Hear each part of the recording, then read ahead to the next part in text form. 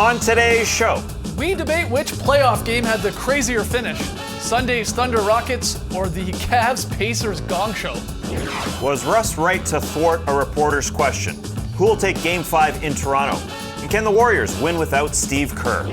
And whose man is this? We'll hit you with a brand new edition of Weekend Whoopsies. It's Monday, April 24th. The starter starts now.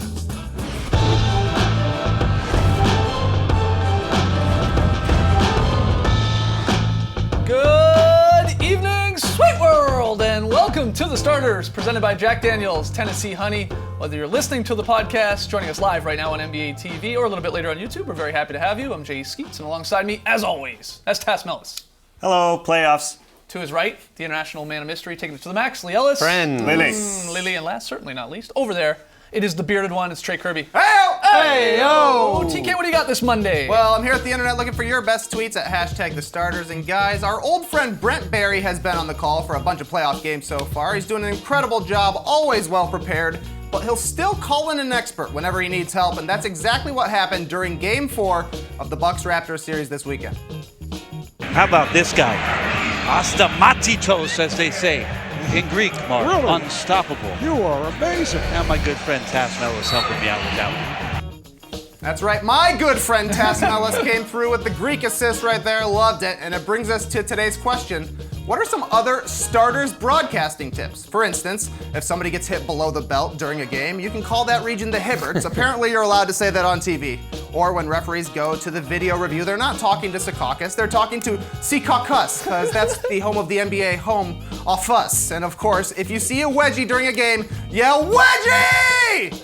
And then tell everybody to let it breathe. That's right. Ian Eagle, already great at this. But we want to hear from you, so let us know on Twitter. What are some other starters broadcasting tips? Send us your favorites to #TheStarters. We'll hear from you later. All right, get those tweets in. Were you impressed by Bones' pronunciation there? Brent knocked it out of the park. Good stuff. He is a champ. All right, guys, we got a fun show tonight. We're going to look ahead to tonight's NBA playoff action, and we got a new batch of Weekend Whoopsies, of course. But we start with a little What You Got playoffs edition. If you're new to the show, Trey's going to give us some questions from another busy weekend of NBA action, and the three of us will debate the best answer. The catch, of course, there's only one right response, and that's whatever TK says it is. Trey.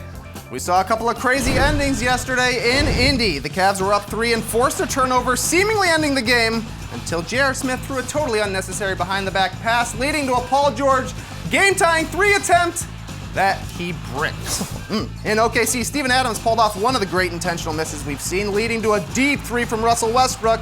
But unfortunately, the Thunder didn't foul immediately on the inbounds, then they didn't foul at half court, then they didn't foul until Nene was shooting a layup at the rim. Whoopsies! Guys, what was the crazier ending? Cavs Pacers or Rockets Thunder? What you got? It wasn't Cavs Pacers. It wasn't J.R. Smith, because no one was shocked that happened.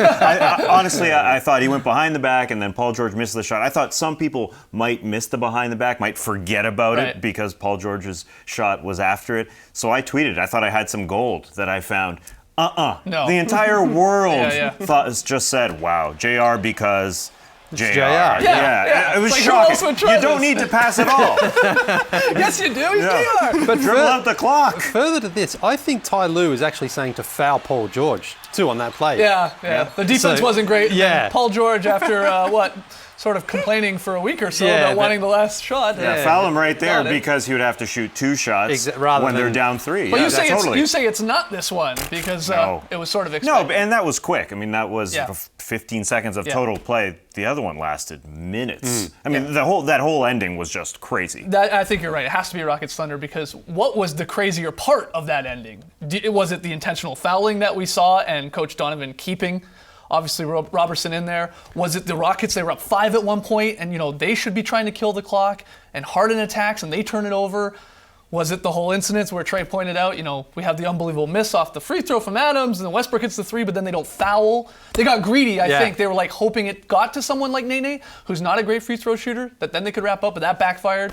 Nene was perfect yesterday. Or I'm not even done. Or was it like when the Rockets look like they have the game wrapped up, there's 6 seconds to go, just get the ball in, and Eric Gordon nearly throws it away, Harden gets away with a push. I mean, what was the crazier sequence? I don't know which one it was. I think it comes back, though, still to the fact that Steven Adams hit that perfect off the free throw, catch the rebound, throw it out to Westbrook and hit the 3. I mean, that we see fail in execution so many times. But, They Harden got away Yeah. with the push there, and then Westbrook somehow doesn't come up with the ball. He got that for sure. It's nuts. I mean, it was just crazy. It was the whole ending was crazy for both teams. But the fact that Steven Adams, like I say, was able to execute that perfectly, knock in that 3-point. That was cool. And then they didn't foul afterwards. This is cool because you're right, Lee. You don't see it very often. Never. He also went back to tell Russ, "Hey, come up Yeah. here," and then Russ steps into it so beautifully and nails it. So you're so alert for that play, but then you don't follow it up Again, by fouling. they got greedy. They're like, let's try and trap, see if we can create the turnover. And the Rockets broke it, Yeah. and then there was multiple times, so they still could have fouled. But And if you're going to foul him, wrap him up.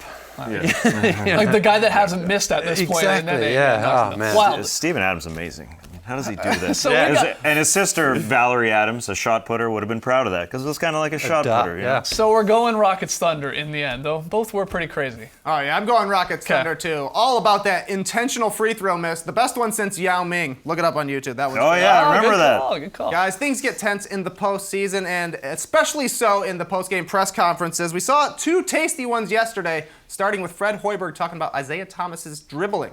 When you're allowed to discontinue your dribble on every possession, he is impossible to guard. He's impossible to guard. When you're able to put your hand underneath the ball and take 2 or 3 steps and put it back down, it's impossible to guard him in those situations. Don't try to split us up. Don't try to make us go against each other. Try to make it against Russell and the rest of the guys. Russell against Houston. I don't want to hear that. We in this together. We playing as a team, and that's all that matters. That's it. Yeah, Russell, I'm not trying to split you up, but twice in 3 games, you guys have not played well at all when you've gone to the bench. That's fine. And I'm just trying to figure out what's going say on. Russell, you ain't played well at all. Say Russell and the team haven't played well. Don't say when Russell goes out, the team don't play well. It don't matter. We in this together. That may be, Russell, but I've asked Steven a question. And it's a legitimate Between me and you. Next question. It's a legitimate question. Next question. Which was the testier post-game press conference? Hoiberg or Westbrook? What you got? I can't believe I'm going to say this, but I think it might be Hoiberg. And here's why. Hoiberg makes the mild-mannered Lee Ellis look like the Incredible Hulk, all right? Like, he is a pretty low-key guy. That was out of character for Fred Hoiberg. It took him, over 600 playing games and coaching games to even get his first technical. For him to sort of go off, and I know when you compare it to Westbrook, maybe it doesn't seem as crazy, but that was going off, I think, for Fred Hoiberg, where he starts calling out Isaiah Thomas. Because that's not what the question was by any means. It was like, you've lost Rondo, how can you get back into the series or take control of this series? And he sort of just started to go on a point guard rant, which then turned into Isaiah Thomas is incredible. He's a warrior. What he's doing with all his circumstances off the court is unbelievable. But yeah, he's getting away with all these palming violations. Again, this is just really out of character for Fred Hoiberg to sort of go there. Maybe the right move. Maybe, the referees are starting to look at this come Game 5. I don't think it will actually determine it or change anything because a lot of guys do this in the league. But yeah, I think I go with Hoiberg. Yeah, I agree. You look at what David Fizdale did the other day as well, and that sort of alerted things, not just to the refereeing, but to his other players. So they want to sort of rally around his players because the Bulls dropping 2 games at home was obviously bad. He was frustrated. He has a point, though, as well. I do think Isaiah. I know a lot of guys do sort of. You think he's doing that little part where he pauses there? He pauses, and because it's so quick, he's a small guy, and he's got that ability to zip inside like he does. I think Hoiberg has got a point. I think so many guys in the NBA do this. I really do. It's clear that he watched Allen Iverson growing up because that's such an AI move, and, and AI perfected it, and Isaiah's doing it very well. I admire what Russell Westbrook said to Barry Trammell. I understand Barry Trammell's trying to do his job there and he's trying to ask a question, but Westbrook has to defend his position. And I think that's more of a question for Billy Donovan and the fact that the bench hasn't gotten off, or the fact that every single time anyone gets a rebound, they're just looking for Russell Westbrook. I think those are questions for the Well, the Thunder question head was coach. for Adams, though. Oh, I know who it was for. I guess it is the I know, bench. but really, is that a question for Adams? And either way, Barry Trammell's just trying to do his job. But Russell Westbrook also doing his job. He's defending his teammates. And I think Russell Westbrook knows that the games where he passes and gets everyone involved are the best games. And they have a bit of a problem. Victor Oladipo should be the point guard for that second unit. And I think that second unit would be a lot better off instead of Norris Cole, as we saw yesterday, or Samaj Christian. They have some problems there. Right. Yeah, I guess the only reason I really do lean towards Hoiberg for this question is because this is Russ. I mean, it's not really a surprise. And he's got a bit of history, too. And he has a history with Barry Trammell for sure. But all right, we're split on this one. What's the answer, Trey? Westbrook for sure. This was a question asked of Steven Adams, and we're still talking about Westbrook. Can't get away from the guy. Anyways, grab your bifocals and pour some Metamucil. Old guys were balling yesterday. 37-year-old Jamal Crawford lit it up for the Clips, going for 25 points on 9 of 13 shooting, but he was one-upped by 35-year-old Joe Johnson, who scored 11 straight in the fourth on his way to 28 in a Game 4 win for the Jazz. What was the better old guy performance, Jamal Crawford or Joe Johnson? What you got? It's got to be Joe Johnson. Has to be. Because he not only saved the game, he probably saved the Jazz season right now. He's done it twice now. Yeah, because if the they game lost winner. last night, they're going back to LA down 3-1. Even though Blake Griffin's not there, they have to come back from that 3-1 hole and win twice on the road to win this series. It was a fantastic performance. Once again, from what you see from Joe Johnson, really uses his basketball IQ, goes inside, goes for some dinkers and dumpers, steps outside for a three-pointer. And then late, when they doubled him, made the right pass out Yeah, to he Rodney Hood a found couple Ingles of times. twice for a three, Yeah. Rodney Hood there for another three. You're right. Because they were down 7. I thought this was maybe game was starting to look like it was over Just too. getting away from them, And then he came in and obviously went on the massive run. I think it's Joe Johnson as well. Agreed. The last couple playoff seasons, Joe Johnson hasn't been great. And now, as we said, he's 35 years old, looked fantastic. And it seemed like it was the same old story for the Jazz. Rudy Gobert comes back, but Gordon Hayward is out. Right. That's been the entire season for the Utah Jazz. And, 35, I don't know if that's an old guy. Maybe because I'm 35. It doesn't feel like an old guy. Jamal Crawford at 37 feels way older, right? And then what are you again? I'm 40. A good 40. Good 40. Young 40. All right, Young we think 40. it's ISO Joe, the Armadillo Cowboy. It's got to be the answer. I'm with you guys. All Joe right. Johnson, and he's still very old to me, just like the rest of us. Young whippersnapper over there with the old man beard, ironically. All right, got to take a break. But when we come back, Dad Dab stars in a brand new edition of Weekend Whoopsies. Don't go anywhere.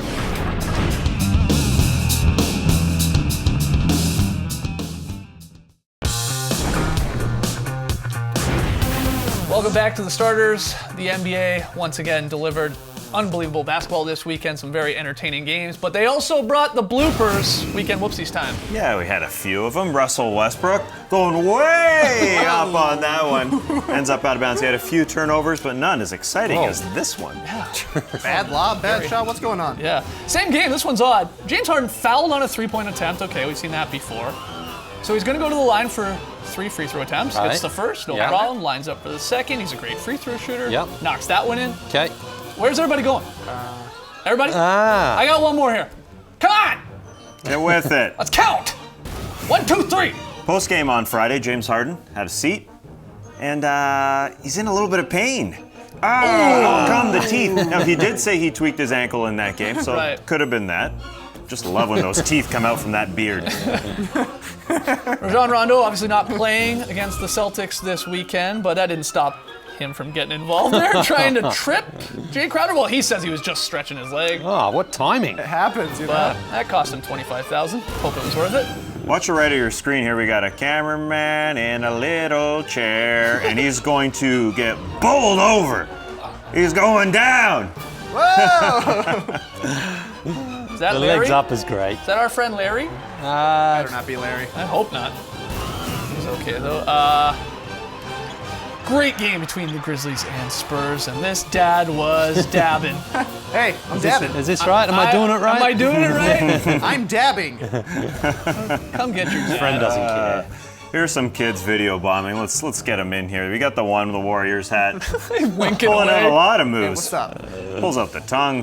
There's Oh, the dad. That's how mini you do dab. it, Dad. That's how you do it. And the other guy comes in from the other side. Oh yeah. Oh, we got a Warriors kid and a Blazers Yeah. kid here too. Team Just Blazers pointing kid. away. Poor Paul George took it in the Hibberts from Kevin Love. That's gonna hurt. This fan baseline in Indiana will not give the ball to Kyrie Irving, but he'll give him something else. A flamingo. Kyrie's not having it. Get out of here. Give me the ball, My bud. face. Why has Why he we got have to a have courtside flamingo? cameras. That's his thing. That's the hard hat guy's thing. Final 15 seconds of that Pacers-Cavs game was insane. We had a turnover, and then JR tries to go behind the back. That's a turnover. We're going the other way. I mean, we can tie this up. Paul George, you want that last second shot? Here you go. That was weird. D for the tie. Oh. Andre Robertson was fouled intentionally in the fourth, many times game 4. Rockets bench had a laugh, but when Westbrook was asked about it on Monday, he said probably guys that don't play. Oh, he was bang on. Montrezl Harrell, Bobby Brown, and Sam Decker, the culprits. But that's cold right there. It is. Yeah. Man. Woo. Same game, obviously. This was a huge accidental basket here from Westbrook. I mean, he really does do it all. Yeah. He even scores on his own net there with the tip. Nene got credit for it. This is great. Gerald Green tries to enter the game, but he's got too many objects on his body, towels, bandages, and he can't get that last one off. Hey, you didn't make it. Oh, I gotta go back with all this things on my body. Come on. Towel wrap. Dragging his leg. Horace Grant, give him a little tap. Is that an anchor on your leg? It was a good effort. And finally, same game, we had some weird shoe shenanigans here. Robin Lopez loses his shoe. Crowder picks it up, throws it away. Then there's like a wrap up here. So then Lopez grabs his own shoe, but while he's down there thinks, man, maybe I'll just try and untie Crowder's. But he seems to be struggling. This is great. Where's J.R. Smith? Yeah, JR's like, man, I'd love to get in on this. So there it is. Great weekend for the Whoopsies. After the jump, though, we'll look ahead to tonight's NBA action, including whether it's brooms out for the Dubs Blazers series. Don't go anywhere.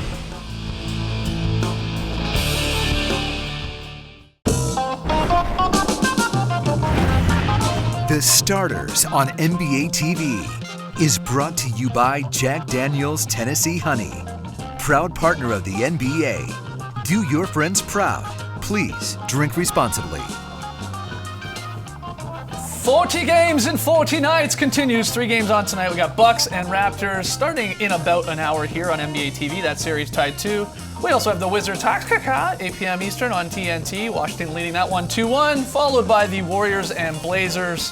The Dubs are trying to go for the sweep here, but we got the little look ahead at all 3 of these games. Trey, you got a few questions. News broke Saturday that there's a chance Warriors head coach Steve Kerr won't be able to coach his team for the remainder of the playoffs due to complications from back surgery he had nearly 2 years ago. He missed Game 3. We already know he's out for Game 4. So will Kerr's absence affect the Warriors' title chances? I don't think so. New head coach Mike Brown said that they had a conversation before the season with Steve Kerr that this potentially could happen. That's how much it's been bothering Steve Kerr since he was out and Luke Walton was the head coach. And he just doesn't want his guys constantly asked about it. So he's taking himself out of the equation for now, although he's at practices and at shoot-arounds and is around the team. But I think this gives them another tiny little thing to rally around. As Steph Curry said, Steve Kerr wasn't there for Game 3. He gave the game ball to Kerr. Right. This is another little thing. They have their culture down pat. They know what they are, mostly courtesy of Steve Kerr. So I don't think it really changes much, especially because he will be around, and who knows, what the future holds here. He could be back, but at this point, I don't think it really alters anything. He empowers his assistant coaches as well. He's done that the whole time he's been there in Golden State, so that there's no secrets with him. He wants everyone to have equal input whenever he's planning or strategizing for the team. And also, they've got some pretty good players on that team as well. Yeah. They know their system, they know their players. So. But you're right. Mike Brown would be the head man in this scenario, but defensive guru Ron Adams is there, and Collins, of course. You're right. It's sort of a committee there. So I mean, it's unfortunate news. We're obviously wishing the best to Steve Kerr and hope to see him back out there on the sidelines. All right, Trey, next one. We've seen blowouts, we've seen bounce-back games, and we even saw a guy block a shot with his elbow. But guys, what will decide Raptors-Bucks Game 5 tonight? DeMar DeRozan. I think it can be that simple for the Raptors. When he's shot 50% or better, the Raptors won both of those games. When he shot below 50%, they've been bad. The big wrinkle I think you saw in Game 4 from Game 3, he was a lot more aggressive and assertive going to the rim, and screens that came weren't big guys that were coming over. Smaller guys were screening, allowing then that whoever came and switched, it wasn't one of those big long-arm guys for the Bucks. He's an important player for this team. When he gets aggressive early, getting to the free throw line, getting to his spots, it just changes everything for the Raptors. The lineup decision change by Casey may have helped him as well. DeRozan not having to play Middleton there on defense, getting to pick up Snell and maybe sort of saving a little bit of energy on that end. But you're right. I mean, usually the Raptors go as far as DeRozan and Lowry sort of take them. So, but trying to figure out this series is becoming a little impossible. I mean, we've seen good games from both teams. We saw a very ugly Game 4 where the Raptors pulled it out sort of defensively, but I don't know what to expect with this series anymore. I think flipping the script, after Game 1, we all sort of talked about Giannis Antetokounmpo, probably the best player in this series. Yep. Then he had a bad Game 2, then he had a great Game 3, then he had a bad Game 4. So, Game 5? Probably going to be a good one. He went from 72% to 37%, 70% to 31%. I feel like Giannis will come out and have a good game, and he probably is going to be the best player in the series eventually. I mean, right at this moment, their careers, maybe it's Lowry, maybe it's DeRozan, but eventually we know Giannis will reach another level. In Game 5, he's probably going to get back to that great level we saw in Game 1 and Game 3. And Kyle Lowry also apparently has a stiff back. don't feel good for the Raptors in this circumstance. was I don't know. nice. It's a win-loss scenario, right? It's how it was goes. nice to see Casey, though, make that lineup change. It's something we sure. talked about here on the show, obviously taking Jonas Valanciunas out, going a little smaller with Serge as the 5. And it was an ugly game again. There was a lot of missed shots, a lot of turnovers, but it ultimately worked. And Jonas actually played well coming off the bench there. He handled it very well. He did. too. Yeah. All right, we will see. All right, final one, Trey. Guys, step into the butcher shop because I've got some delicious Hawks Wizards beef for you to peruse. It's a crybaby. You get all the calls when you're a crybaby. That's how I went tonight. It definitely got personal now, yes. I mean, I don't care. So what? Take his loss and go back to the hotel. Ooh, this one's tasty. Morris versus Millsap. You buying this beef? You want this beef? I guess you sort of have to buy this beef. You know, in any series when teams are going at it for a couple or over the span of a week, 4 games in a week, there's going to be some friction. I guess they started going at it right after game 1 there MMA when all the MMA comments came out there. But it's tough for me to say it's really a beef because Paul Millsap just seems like the nicest guy. Yeah. Like even his response to that to Morris calling him a crybaby, it was like, yeah, whatever. I don't know. So I guess in a way I don't want this beef. Yeah, but everybody called the Russell Westbrook KD situation a beef, and KD is a very mild-mannered fellow. I think you're going to see John Wall come out and play tonight. Talking about the best player in the series, he went from 24 shots to 20 shots in the first 2 games, and then 12 shots in Game 3 when they lost. I think he's going to up that number, and I'm going to win that gentleman's bet with Todd, our cameraman. I've got the Wizards, he's got the Hawks. One of us has to dress like a gentleman tomorrow. Todd's good at dressing like a gentleman. I'm not. I think I'm going to head down to the Fortress, try and take in a little bit of that game tonight. So we'll see. All right, good gonna luck. take beef Good with luck, Todd. When we come back, VSP, you're watching The Starters, presented by Jack Daniels, Tennessee Honey.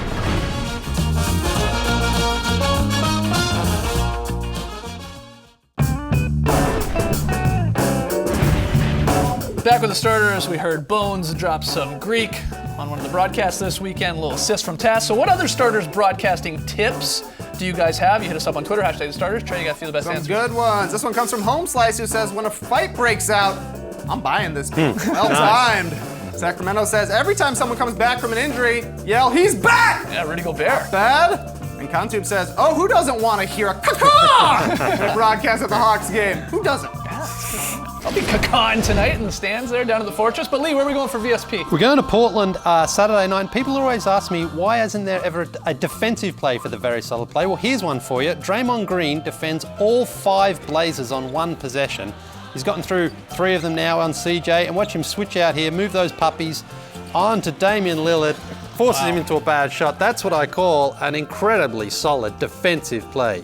Wow, it was a weird one. Yeah, it was weird, but it was great. weird. Time Thanks for to the Reddit fans community. of the night. They are Isaiah Thomas's sons. Thomas was asked post-game about Coach Fred Hoiberg, saying IT is impossible to stop because his carries go uncalled. That's not the reason why I'm an impossible cover, but I mean, it is what it is. It's not that funny. All right. We will see you tomorrow. Twitter show, then our show. Brace the night, people.